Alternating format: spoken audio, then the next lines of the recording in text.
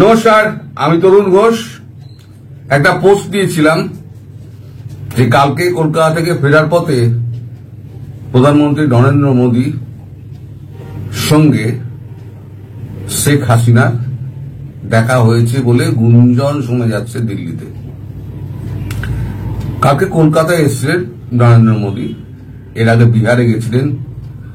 বিহার থেকে কলকাতায় কালকে একটা জনসভা করে তিনি দিল্লি ফেরার কথা ছিল। দিল্লিতে তিনি নাকি হিন্ডন এয়ারবেসে নামেন।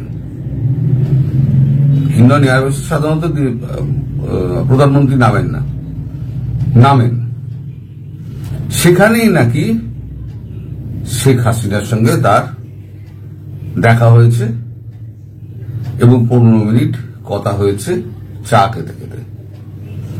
এই খবরটা আমি পাই আজকে সকালবেলা। খবরটা পাওয়ার পর আমি নানানভাবে এটাকে কনফার্ম করার জন্য বিভিন্ন লোকের সঙ্গে দিল্লিতে আমি যোগাযোগ করেছি।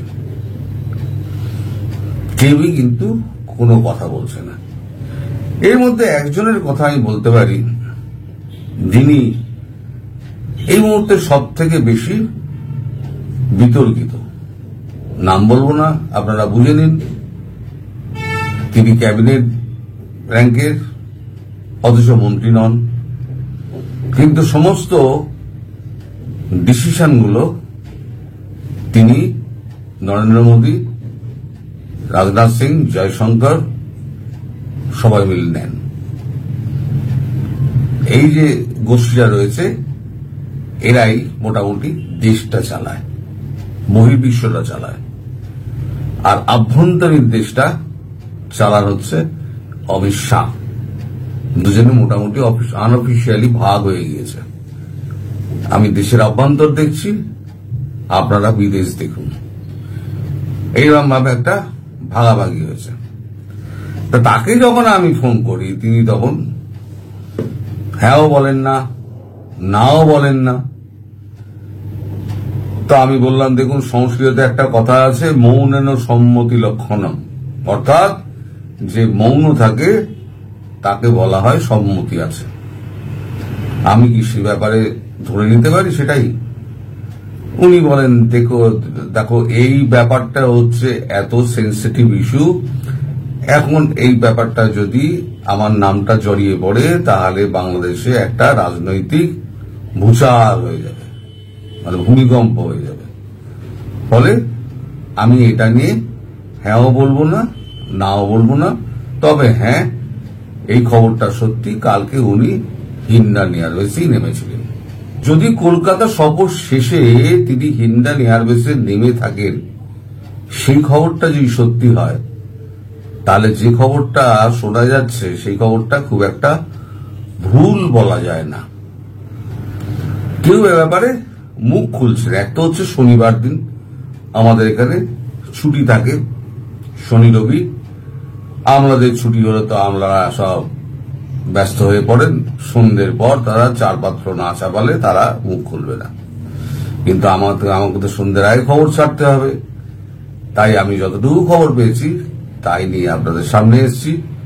আমি কিন্তু আগেই বলে দিচ্ছি, এই খবরের সত্যতা সম্পর্কে আমার কিন্তু এখনো রকম সন্দেহ রয়েছে। তবে এই যে হঠাৎ আমলাদের মুখ বুজে থাকা, হ্যাঁও না, নাও না, মোদির হিন্ডন এয়ারবেসে নামা, সমস্ত কিছু মিলিয়ে একটা মানে সত্যতার অবকাশ একটা থেকে যায়। এখন যদি শেখ হাসিনার সঙ্গে নরেন্দ্র মোদী দেখা করেন তাহলে সেটা ভীষণ অর্থবহ। কারণ এর আগে একবার দেখা করার কথা হয়েছিল, আমি ভিডিও করেছিলাম যে দেখা করবেন, উনি বলেছেন। পরে উনি বলেছেন না, এখন তো উনি প্রধানমন্ত্রী হিসেবে আমাদের দেশে তো নেই, এখন উনি আমাদের দেশের নির্বাচিত প্রধানমন্ত্রী। ফলে আমি চেয়ারে থেকে এইভাবে দেখা করতে ওনার সঙ্গে সাংবিধানিক যে পরিসরে থেকে আমি দেখা করতে পারি না। এখন যখন সমস্ত সাংবিধানিক অভিধান ভেঙে যখন উনি দেখা করছেন, তার মানে এটা একটা বড় সিগন্যাল হতে পারে। যদি সত্যি হয় বড় সিগন্যাল এই কারণে যে পাশা পলটের কথা শোনা যাচ্ছে তা হয়তো খুব তাড়াতাড়ি হতে পারে এবং সে ব্যাপারে তার সঙ্গে মত বিনিময়ও হতে পারে।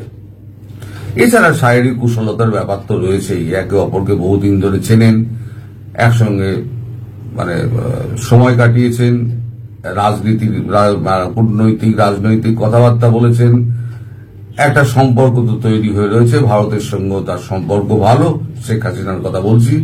ফলে এই দেখা করাটা খুব একটা আশ্চর্যজনক নয়। প্রথমে মোদিজি রাজি হননি, পরে কালকে যদি উনি রাত্রে দেখা করে থাকেন তাহলে এটা বলতে হবে একটা কোনো উদ্দেশ্য আছে এর পেছনে।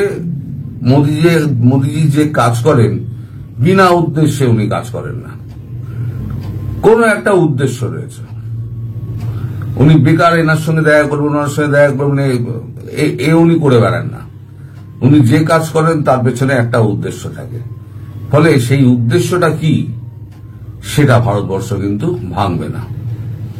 এবং এটাও ঠিক যে মোদিজি একা গেছিলেন, একা কথা বলে এসছেন, একাই আবার ওখান থেকে গাড়িতে করে আবার ফিরে এসছেন। এই খবরটা বাংলাদেশের লোকেদের কাছে আমার মনে হয় খুব গুরুত্বপূর্ণ। আর বাংলাদেশে একেই অত্যন্ত এখন মানে বলে না অস্থির অবস্থা চলছে। এখন তো কেউ সত্য কথা বলতে পারছে না, এই শুনলেও কেউ এখন আলোচনা করতে পারবে না। এই সম্প্রতি দেখলাম, গতকালকে একটা খবর পেলাম, বিভু রঞ্জন সরকার একজন সাংবাদিক, তার মৃতদেহ পাওয়া গেছে। আমি খুব চিন্তিত, এই যে সমস্ত সাংবাদিক এখন বাংলাদেশে কাজ করছেন তাদের ব্যাপারে আমি ভীষণ রকম ভাবে চিন্তিত। তারা একেবারে তরোয়ারের ধারের উপরে কাজ করছেন। তারা যদি এই খবর পানও, তারা যে খুব একটা কম যোগাযোগ আছে তা কিন্তু নয়, তাদেরও কিন্তু যথেষ্ট যোগাযোগ আছে এবং দিল্লিতে তাই যোগাযোগ আছে। আমি জানি তারা এই খবর পেলেও এই খবর তারা প্রকাশ করতে পারবেন না। আমি বললাম তরোয়ারের ধারের ওপর দিয়ে তারা হাঁটছেন। কে কখন জেলবন্দি হয়ে যাবেন, কার কখন কোথায় লাশ দেখা যাবে কোনো ঠিক নেই। এখন পুরো দেশটা চালাচ্ছেন ডক্টর ইউনূস নয়, আপনাদের ওই ডাস্টবিন শফিক যাকে বলেন না, ওই ডাস্টবিন শফিক ও একদম সাংবাদিকতার কলঙ্ক হয়ে গেছে। আমাদের বলতে লজ্জা হয় যে আমরা একসময় সাংবাদিকতা করতাম। এই মানুষটাকে সাংবাদিকতার স্তরকে এত নামিয়ে এনেছে, একেবারে মানে কবরে পুঁতে দিয়েছে।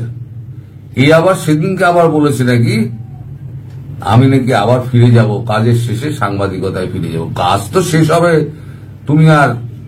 আপনি আর থাকবেন না ভাই, আপনি কাজ করার মতো অবস্থায় থাকবেন না, এটুকু গ্যারান্টি আপনাকে আমি দিয়ে দিচ্ছি।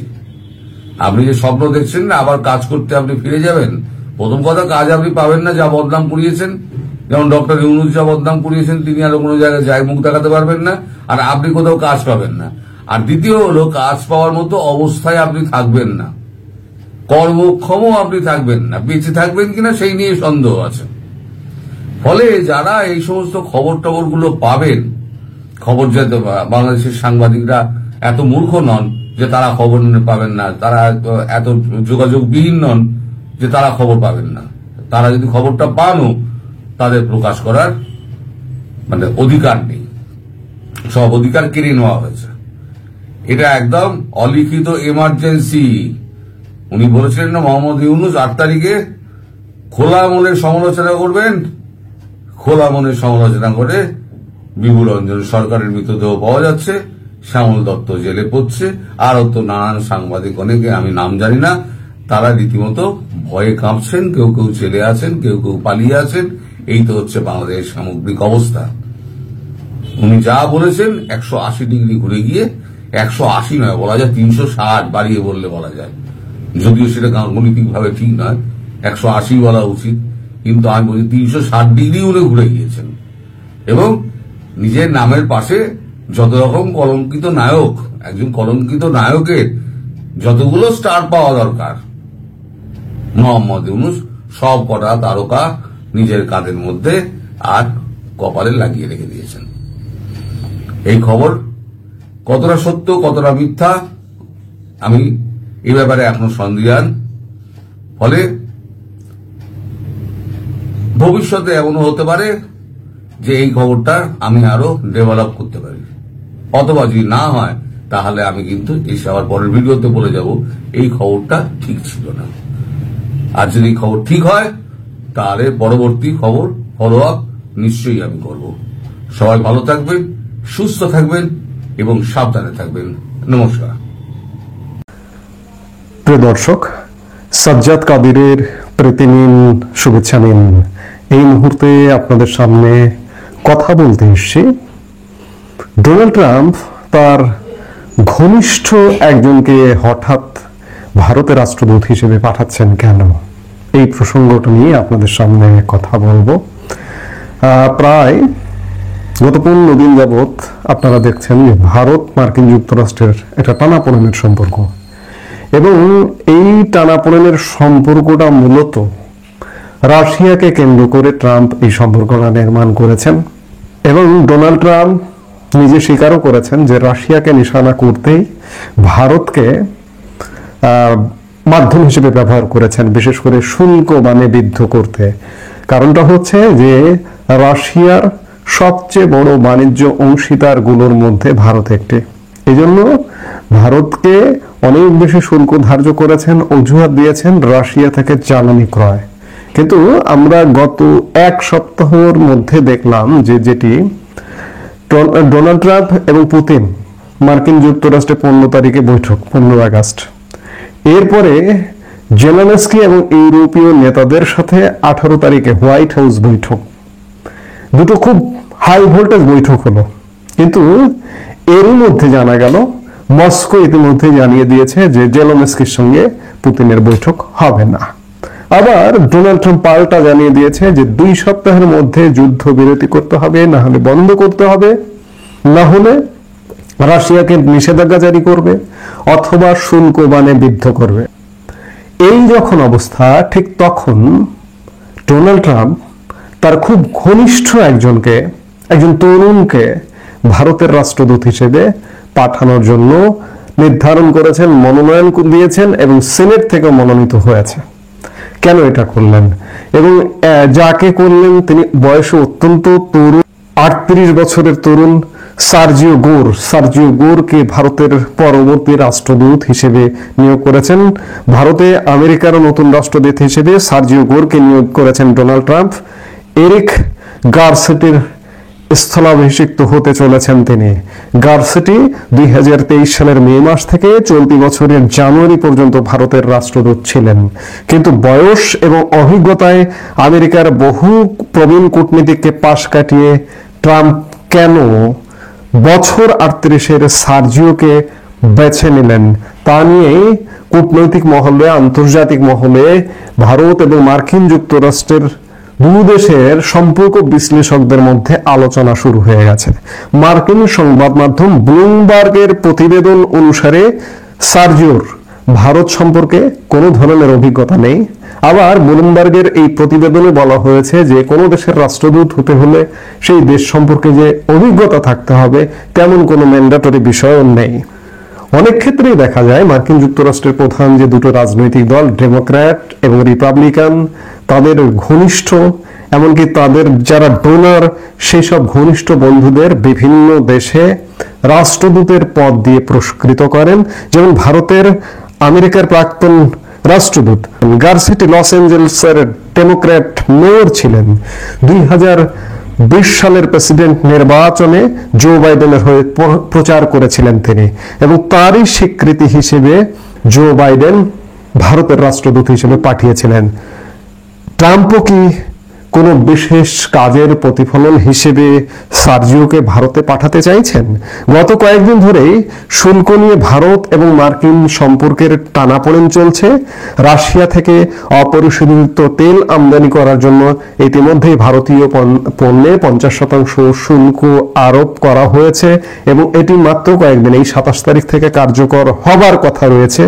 রাশিয়ার তেল আমদানি যদি ভারত অব্যাহত রাখে শুল্কের চাপ আরো বাড়বে এমন ঘোষণা দিয়েও রেখেছেন ডোনাল্ড ট্রাম্প।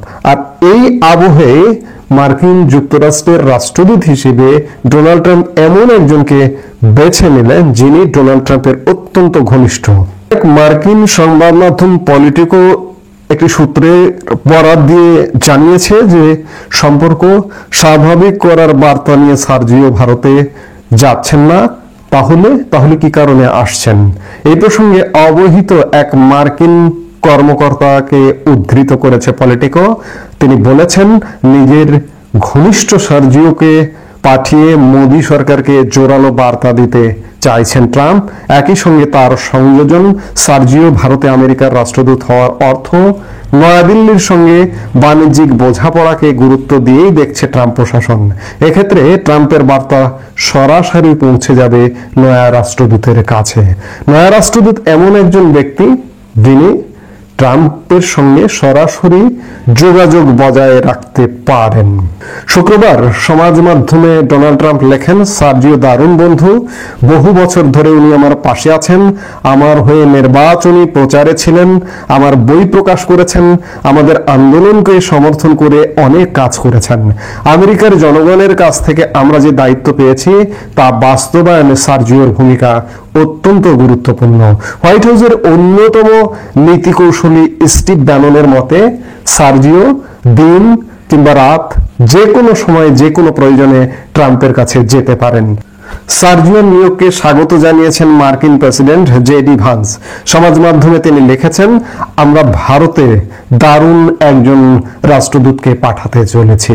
অর্থাৎ সবকিছু মিলিয়ে 38 বছর বয়সীয় সার্জিও অভিজ্ঞতা যেটি হোক না কেন, কিংবা একটি দেশ যে দেশটিতে রাষ্ট্রদূত হিসেবে আসবেন বা আসছেন সেই দেশটি সম্পর্কে তার অভিজ্ঞতা থাকুক আর না থাকুক, তিনি ডোনাল্ড ট্রাম্পের সবচেয়ে কাছের মানুষ।